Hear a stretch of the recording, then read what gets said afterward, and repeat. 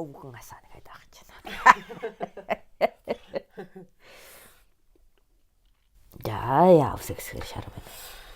За түрүү чи яриад бодож исэн чинь гинт нөө памперс гэсэн яриаг ярьсан байна. Тэгэхээр чи нөгөө тэр памперсыг та одоо хэдүүд нь бас үгийн тогтооч байгаа.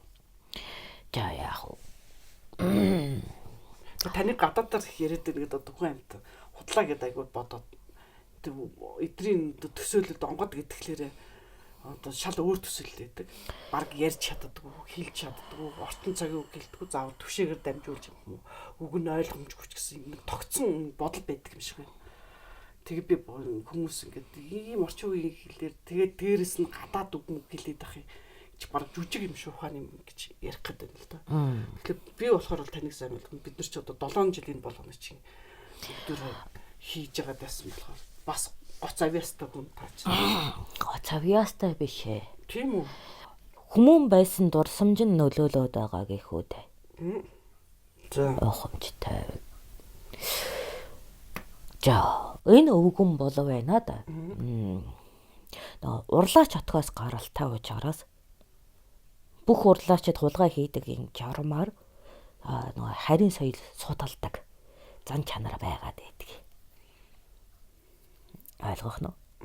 Одоо би ч хонхтон отхын ноён шүү дээ. Тэгэхээр маллахаас илүүтэй гар урлал одоо та нарахаар бол үйлдвэрлэл явуулдаг отог. Тэрүүгээр илүү амжиргаагаад итгэдэг. Тэгээд ирэхээр чи нөгөө гадаад худалдаа гэдэг чинь орж ирнэ дээ. Тэгээ гадаад худалдааг дагаад заавал харийн соёл орж ирнэ тийм үү? Тийм. Тэгээ юм учраас би анханасаа нөгөө эх оронч хатуу үзэлтэй хүн биш. Амьдрахын төлөө бүхнийг хийх ёстой гэдэг үзэлтэй өсчихсөн учраас тэр нөгөө хүмүүн байсан дурсамж нь нөлөөлөд байгаа юм л да. Ойлгоно уу? За мал ахуйгаан эрхлэж анги өрөөгөөр амжирдаг тийм отогийн тэргүүд байсан бол тийм отогоос гаргуултай онгод тэргүүтэн байсан бол одоо махад чиний сэтгэхүйд нөлөөлдөг. Нөгөө шүлгээр сэцэн үзүүлдэг. Нөгөө гүн ухаанаар хүмүүсийг мадалдаг. Ийм онгодын сэтгэхүй чинь төрнө. Тийм биз? Гэтэл би ч нөгөө үйлдвэрчин гарвалтай. Тийм үү, ахуйч гарвалтай гэж бидний цаг үед хэлдэг. Хүмүүн учраас соёлын бие биедээ уусах шин чанар. Соёлын бие биедээ нөлөөлөх авах гээхийн ухаанаар хандах ёс үзэл нь бусдаас жоохон өөр болчиход байгаа юм. Дээрээс нь нэмэрлээд би маш их мэдээлэлд дуртай. Энэ мэдээлэлд дуртай байх нь өөрөө арилж очин учраас нөгөө арилжааны талбайгаа тэлэх сонирхолт нь нөлөөлөд гадаад дотоод чимээ. Монголоос гадна өөр улс үндэстэн дэлхий гэдэг өргөн үүдэм талбай байдгийг хүлээн зөвшөөрөхөөс аргагүй нөхцөлд өсчихсөн учраас хүмүүн байж гасан учраас тэр харийн зүй ёсны зүйлийг хэрэглэж өөрсдийнхөө ахыг заавал дээш өргөж бусдын нийгэмд туршаад цэвэршсэн мэдээллийг ашиглах ёстой гэдэг үзэл байгаад байгаа юм. Тийм байна. Тийм учраас би гадаад үг хэрэглэх. Тийм үү?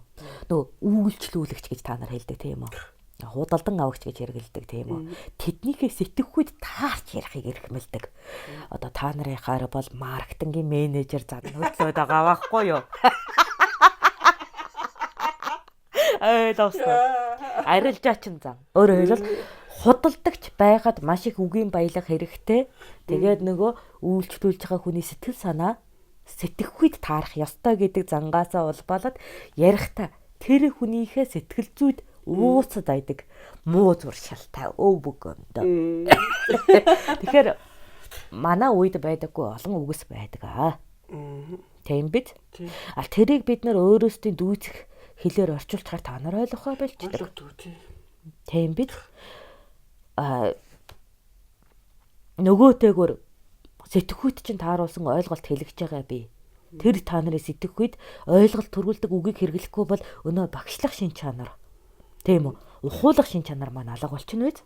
Тийм учраас эрээ цээрэн алдаж, ёсчуудаг хийг умартаж, илүүтэйгээр сонсогч чамайг дээдэлж яриад байгаа юм шүү дээ. Тэгээд нэг таарсан амьтанд би тэгээд ихэнх монгол хэлээ бас ойлгохгүй тий.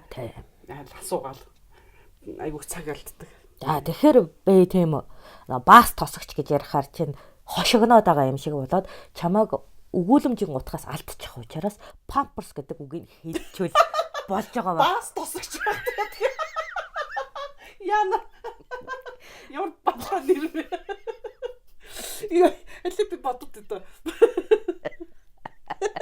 Тэгэхэд хэлчихэд чи одоо ингээд баас тосогч гэд хэлчихэд утгын агуулмжаас хальчиж яагаад энэгээд танайгаад намайг шоолоод явчихж байгаа юм.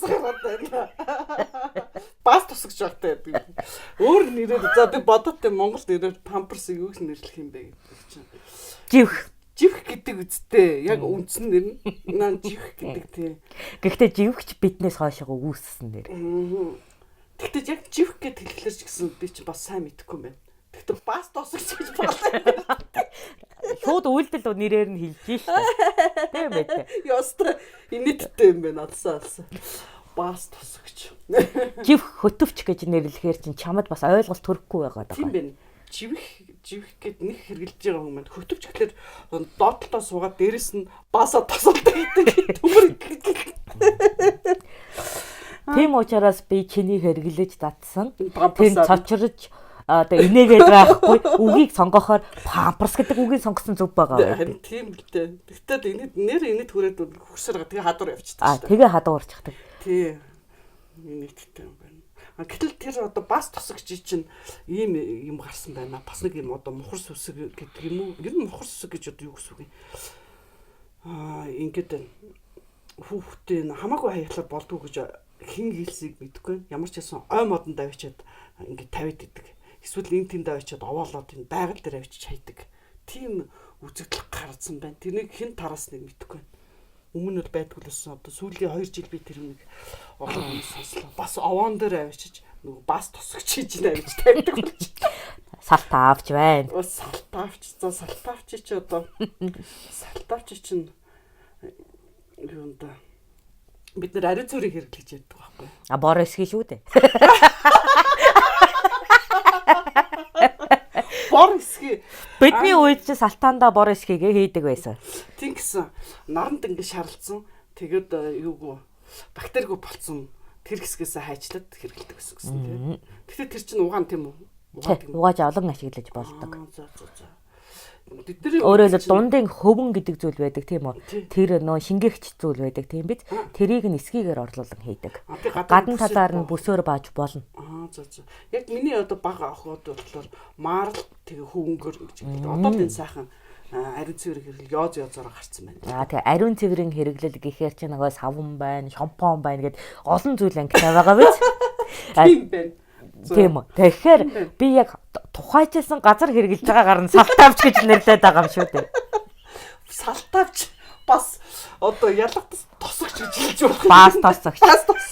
Тэгэхээр яг тэр газрын хэрэглэгдэх хүн гэхээр шууд төсөөлөд үүсэж байгаа байх. Фатарсан. Тэгэхээр нөгөө яриа зөв. Үйлчлүүлэгч чамайг, сонсогч чамайг хүндэтгээд аль болох чамд дөхөн үгийг хэрэглэе гэж хичээдэг. Харин тийм ээ би одоо манай багш нар их сайн. Тэгээд одоо сурагч нь одоо олон жил заалгах чинь тэгсэн хэрнээ л одоо нэмэр алга болж шүү дээ. Тэгэхээр би өөрийнхөө тэр хуучин хэлээ чамд сургаснаас илүүтэй. Тийм үү? Өөрөө тэр төвгийг арилгаж чиний хэлэнд суралцсан нь дээр шүү дээ. Эн чин өөрөө худалдаачин хүний зан шүү дээ.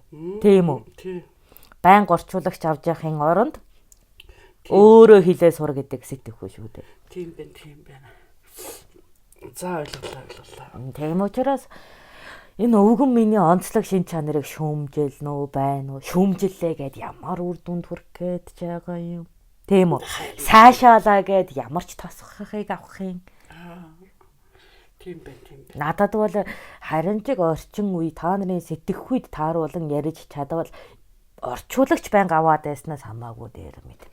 Тийм байна. Би түшээтэй байж үзсэн. Гэхдээ миний өвүүлсэн утгыг сайтар дамжуулж чаддаггүй. Тэг ийм учраас нөгөө нэг дамжих замын өгүүлэмжийн алдаа ихээр гараад байдаг. Тийм. Ойлгуулж бусдад хэлэхдээ та ч анх эхлээд тас ойр дээр ярьдаг гэсэн шүү дээ. Тий. Тэр яг үгнүүд нь зарим бүр Монгол үг биш тийм ээ. Би бүр гайхав. Уул нь Монгол үг мартчихсан л болохоос ш. Би тэр ойрд үг нь гадаад үг байх гэж бодсон байхгүй. Зарим үг нь огт мэдэхгүй бол тэгээ байнга үг асуудаг байсан. Тийм тэгээд баян толтой суун тэгэхээр нөгөө өгүүлэмжиндээ анхаарал хандуулахын оронд үгээ судалсаар байгаад тэр буурт үгүй эсэгддэг байсан учраас Тэгсэн. илүүтэй би чамаас илүү одоо өөрийгөө өргөмжлөөд ухаалаг хэлчихвэл яагаад гэм бэ? Үнэн бүлгөө. Би одоо ганцхан үг л сурсан шүү дээ. Бүлгөө. Төвгийг чин арилгаж өгсөн нь дээр байлгүй дээ. За тийм байна. Гэтэл тэр бас тосогчийг бурлаа. Модонд авчиж тавьдیں۔ Тэрнийг одоо яана гэсэн үг. Тэр чинь буруу үстэй. Ямар одоо мухар сүсэг гэхүү тэрний чинь. Мухар сүсэг гэхэлэр хүмүүс одоо хитрхи шашин шүтэх юм уу? Эсвэл бөөг шүтэх, тэнгэр шүтгэхийг мухар сүсэг гэх. Та нар мухар сүсэг гэдэг юм байна.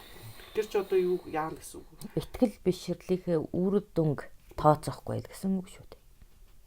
Мухар сүсэг нь Өөрөөр хэлбэл сүсэглэн биширж байгаа зүйл нь үйлдэлээ мухарталд хүргэнэ. Одоо эмчд одоо шинжлэх ухаанд хүртэл мухар сүсэг байдаг шүү дээ. За ингэж бодъё л да. Чамд одоо витамин гэдэг зүйл өгсөн байна. Одоо амин хэм шүү дээ. Бид нарыг тийм амин хэм гэж нэрлэдэг байдаг.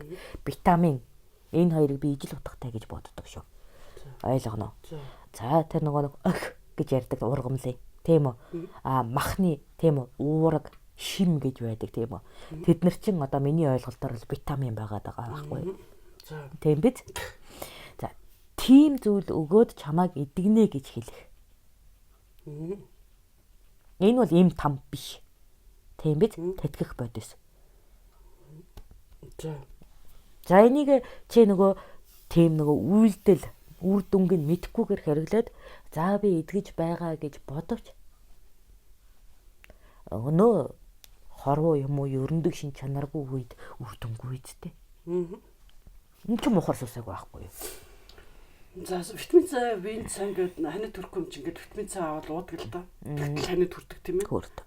Тэгэхээр би доозын өшөө багасгаад юм уу эсвэл цаг тутамдаа өдөрт 3 удаа ширхгээр нугаа өгс болоод миний буруу гэж бодох жишээтэй.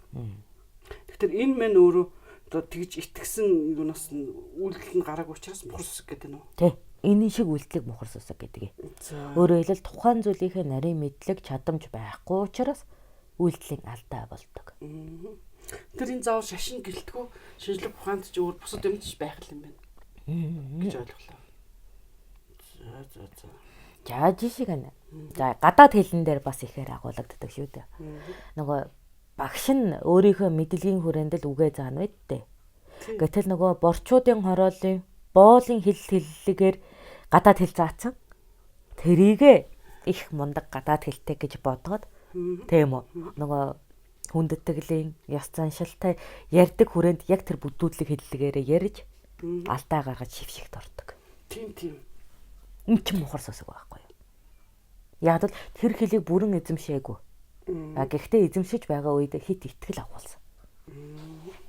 Өөртөө итгэлтэй ингэж л ярьдаг тэд нар гэтэл юу н өөр хэждэг. Одоо хэрэглэх соёл нь өөр байх юм шиг. Хэрэглэх соёл нь өөр байдаг.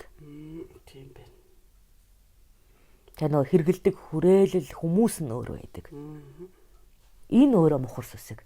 Буюу чамайг үйлдэлийн мухардалд хүргэх, чамайг тийм ээ соёлын мухардалд хүргэх сүсэг бишрлээ гэдэг байгаа юм. Ахамжтай юу? Мухар сүсэг гэдэг нь заавал шашинтай хамаатай үг биш. Тийм байна. Зүгээр юмаа мэдгүй эзэмшээд байна л гэсэн үг юм. Тийм байна. За тэгэхээр тэр одоо бас тосгочиг одоо өөр хүүхдээ их л хайртай ээж нэрлэл хийж гин гэж бодоод байна. Бүр тэгтлээ итгэл үнэмшилтэйгээ миний хүүхдийн бас хамаагүй хог мог дээр ингээ хаягчвал муу гэд тэгээ ариун газараа авчиж хайж гин гэж. Тэгвэл тэр ариун газараас чинь өнөө халдварт өвчин дэгдэлтүүд гарахын цагт нөгөө ариун газар гэж итгэж хүүхдээ салхитуулж байгаа үед хор нөлөө үүснэ дээ. Тийм үү? Тэгэхээр тэр хүүхдийн авчиж тавьсан памперснаас одоо ялцраад юм уу янз бүрийн хэлбэрээр дахиад өвч үсгэж гаргах гэсэн үг. Тэгээд тэр маань одоо салхи малхи янз бүрийн зүйлэр эсвэл нөгөө нохоо мохоо очиж идэх ч юм уу тэргээр ирэхэд ахуудаа халдвар төвчөнд тарах нь шүү дээ. Тийм биш үү? Тийм учраас тэр одоо нэг үйлдэл маань өөрөө мухар сүсэг буюу дараагийн хохирол үүсгэгч болж байгаа юм шүү дээ. Гүү залиг гэж. Тэгвэл юун дээр за овон дээр тэгвэл тавь. Овон дээр гэхэлэр ялгаагүй бас юугаар дамжиж болно. Шуугаар дамжиж болно. Мэрэгч амьтдаар дамжиж болно. Салхиар дамжиж болох юм тийм ээ. Яг тэр нэгийг хүмүүс бодохгүй. Бид нар ч бодоог юм чинь мэдтгүүл юм байна л да. За ойлголоо. За ламс.